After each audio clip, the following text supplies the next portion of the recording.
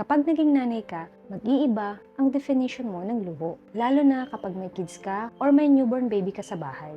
Alam naman natin na kapag summer sa Pilipinas, tirik na tirik ang araw. At sa kwarto natin, kahit may electric fan na, mainit pa rin ang hangin. At si baby, maselan yan, mabilis pawisan. Minsan hindi mapakali, tumiiyak kahit busog naman. Pag hahawakan mo ang likod niya, naku, basang-basa sa pawis. Bilang nanay, ramdam mo yon. Hindi ka komportable pag hindi siya komportable. Hindi ito arte at hindi ito pagiging maarte sa init. Ang newborn, hindi pa fully developed ang temperature regulation.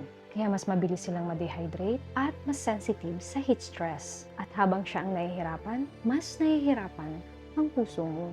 Kaya minsan ang aircon, hindi para masabing mayabang, hindi para masabing social ka. It's about giving your baby a safe space to sleep, a calm space to grow because giving comfort for your kids is protection.